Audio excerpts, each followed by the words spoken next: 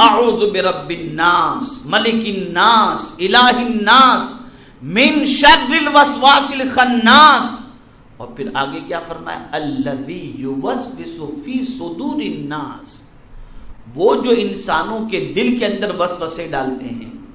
صدور کہتے ہیں، صدور جو ہے یہ صدر کی جمع ہے، صدر کہتے ہیں دل کو، اور صدور اس کی جمع ہے، پلورل ہے.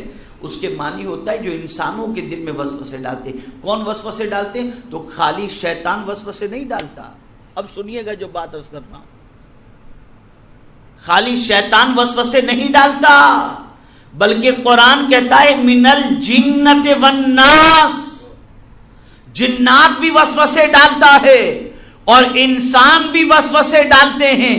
تو یہ وسوسے انسان کی طرف سے بھی ہوتے ہیں اور جن کی طرف سے بھی ہوتے ہیں، اور یہ بھی وسوسے ڈالنے کی کوشش کرتے ہیں. اور بہت ساروں کا عقیدہ خراب ہوا، وہ ایسے ہی انسانوں کے وسوسے ڈالنے کی وجہ سے خراب ہوا ہے. جو بدعقیدہ ہیں وہ وسوسے ڈالتے ہیں،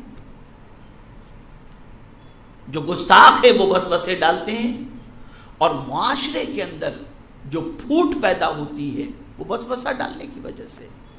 کسی کے دل میں کوئی وسوسہ ڈال دیا،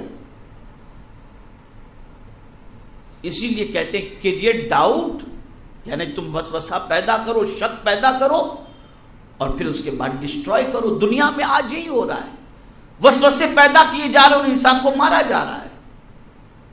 غلط فہمی پیدا کی جا رہی ہے، انسان کو مارا جا رہا ہے.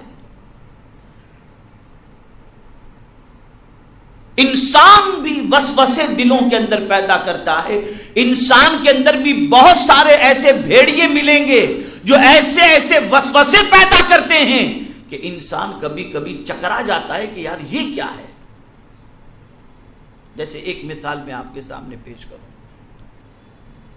جب رسول گرامی وقار صلی اللہ تعالی علیہ وسلم سفر معراج سے واپس تشریف لائے اور آپ نے اپنے سفر معراج کا تذکرہ کیا، تو ابو جہل کو جیسے گولڈن چانس مل گیا ہو کہ اتنے لمبے سفر کا تذکرہ حضور صلی اللہ علیہ وسلم کر رہے ہیں، اور وہ بھی چند لمحوں کے اندر اتنا لمبا سفر. ابھی میں آپ کو بتاؤں، برٹش کی ایک ریسرچ اسکالر نے سائنٹیفک اعتبار سے پروف کیا ہے کہ سرکار صلی اللہ تعالی علیہ وسلم نے جو معراج کا سفر کیا تھا وہ جسمانی تھا، روحانی نہیں تھا. اس نے باقاعدہ وہ ہال جو ہے جس کے اندر سے جب حضور آسمانوں سے گزرے تو جہاں پر ایک سوراخ بنا ہوا ہے، اس سوراخ کی تحقیق بھی سائنٹسٹ نے کر لی ہے. اور اس نے باقاعدہ اس پر ایک ڈاکیومنٹری پیش کی ہے. تو سرکار صلی اللہ علیہ وسلم معراج سے واپس تشریف لائے، سفر معراج کا تذکرہ حضور صلی اللہ علیہ وسلم نے کیا. تو ابو جہل کو جیسے گولڈن چانس مل گیا ہو،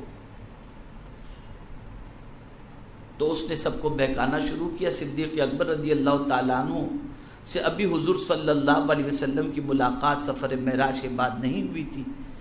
تو سیدھا ابو جہل پہنچا حضور صلی اللہ علیہ صدیق اکبر رضی اللہ تعالیٰ عنہ کے پاس. ابو بکر، تم سے ایک سوال کرنا ہے. دیکھیے وسوسہ کیسے ڈالا جاتا ہے. ابو بکر، تم سے ایک سوال کرنا ہے. پوچھو. ابو بکر، کیا ممکن ہے کہ کوئی شخص رات کے مختصر سے حصے میں 7 آسمانوں کی سیر کر لے، بیت المقدس کی سیر کر لے؟ تم پڑھے لکھے آدمی ہو، سلجھے ہوئے آدمی ہو، ذرا بتاؤ. آج کے ہم جیسے کچھ ہوتے اور لوگ سوال کرتے تو کہتے نہیں ایسا نہیں ہو سکتا. لیکن صدیق اکبر کی سوچ دیکھو. صدیق اکبر رضی اللہ تعالیٰ عنہ نے فرمایا کہ ابو جہل یہ بتا، یہ دعویٰ کیا کس نے ہے؟ کس نے کہا کہ میں رات کے مختصر سے حصے میں اتنا لمبا سفر طے کر گیا؟ کہا وہی تمہارے دوست محمد صلی اللہ علیہ وسلم. تو صدیق اکبر مسکرائے اور ارشاد فرمایا یہ تو کچھ نہیں ہے، اس سے زیادہ بھی میرے آقا دعویٰ کریں تو میں اس دعوے کی تصدیق کرنے کے لیے تیار ہوں. بس آپ کو صدیق کا لقب مل گیا. یہاں سے یہ بات سمجھ میں آئی کہ جب کبھی آپ کو کوئی ورغلانے کے لیے آئے، انسان کی شکل میں ہو یا شیطان کی شکل میں ہو، اللہ کی پناہ مانگو. جتنی بھی خرابیاں آج پیدا ہو رہی ہیں یہ ان وسوسوں کی بنیاد پر ہی پیدا ہو رہی ہے. یہ مختلف قسم کے واٹس ایپ، پتہ نہیں کیا کیا واٹس ایپ کے اندر غلط سلط دنیا بھر کا جو جی میں آیا فارورڈ کر رہے ہیں، اور پھر اس کے بعد دنگے ہو رہے ہیں، فساد ہو رہے ہیں، لفڑے ہو رہے ہیں، آدمی مر رہا ہے، آدمی تباہ ہو رہا ہے، پتہ نہیں کیا کیا ہو رہا ہے. 5 سال پرانی تصویریں اپلوڈ کر دیتے ہیں، وائرل کر دیتے ہیں، اور اس کے بعد دنگے فساد ہو جاتے ہیں. تو قرآن انسان کی فطرت کو سمجھتا ہے، اور قرآن جانتا ہے کہ انسان کے اندر کیا کمزوریاں ہیں اور انسان کے اندر کیا خوبیاں ہیں. تو وہ انسان جو وسوسے ڈالتے ہیں، اللہ عز و جل کی بارگاہ میں ان وسوسہ ڈالنے والے انسانوں سے اور جنات سے اللہ کی پناہ مانگو. اور یہ بات یاد رکھیں، جب میرے کریم نے پناہ مانگنے کا حکم عطا کر دیا، اب اگر کوئی میرے کریم کی پناہ مانگے تو میرا مولا پناہ عطا فرما دیتا ہے، وہ عطا فرما دیتا ہے. یہ ہو ہی نہیں سکتا کہ وہ پناہ مانگنے کا حکم دے اور کوئی اس سے پناہ مانگے اور میرا مولا اسے پناہ نہ عطا فرمائے.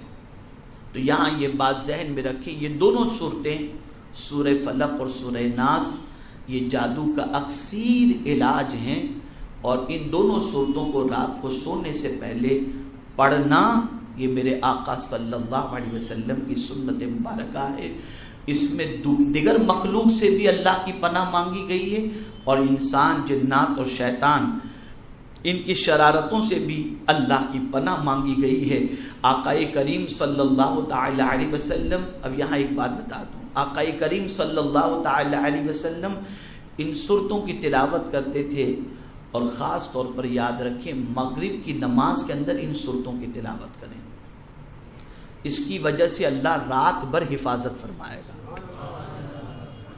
اور کبھی حضور صلی اللہ علیہ وسلم نے فجر کی نماز میں بھی اس کی تلاوت فرمائی ہے. آقا کریم صلی اللہ علیہ وسلم طوال مفصل جو ہے، یعنی فجر کی نماز میں لمبی قرأت کرنا، یہ سرکار صلی اللہ علیہ وسلم کی سنت مبارکہ ہے. لیکن کبھی کبھی حضور صلی اللہ علیہ وسلم نے سورہ ناس کی بھی تلاوت فجر کی نماز میں فرمائی، اور فجر کی نماز میں تلاوت کرنے کے بعد صحابہ سے پوچھا حضور نے کیسا رہا آج کا، چونکہ صحابہ قرآن کی آیتوں کے ترجمے کو اور معنی کو جانتے تھے، اس لیے صحابہ کہتے تھے حضور بہت اچھا رہا.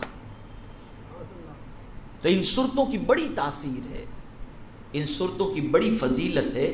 تو یہ دونوں صورتوں پر الحمدللہ آج گفتگو مکمل ہوئی، اور مجھے امید ہے کہ ان صورتوں پر عمل بھی کریں گے انشاءاللہ العظیم. اور اللہ نہ کرے کبھی وسوسہ کوئی دل میں پیدا کرتا ہو تو آپ اس کو پڑھ لیا کریں، اور ہمیشہ اس کی تلاوت اپنے لیے جاری و ساری رکھیں. انشاءاللہ انسانوں کے وسوسے سے اور شیطانی وسوسے سے اللہ رب العزت جل جلالہ ہم سب کی حفاظت فرمائے گا. اللہ اپنے حبیب صلی اللہ علیہ وسلم کی نالین پاک کے صدقہ و طفیل مجھے آپ کو سب کو قرآن و حدیث پر عمل کی توفیق نصیب فرمائے، اور ہم سب کو اللہ رب العزت جل جلالہ دنیا میں امن و چین و سکون کے ساتھ زندگی نصیب فرمائے، اور ہم بھی امن میں رہیں، دوسروں کو بھی امن کے ساتھ رہنے کی دعوت دیں.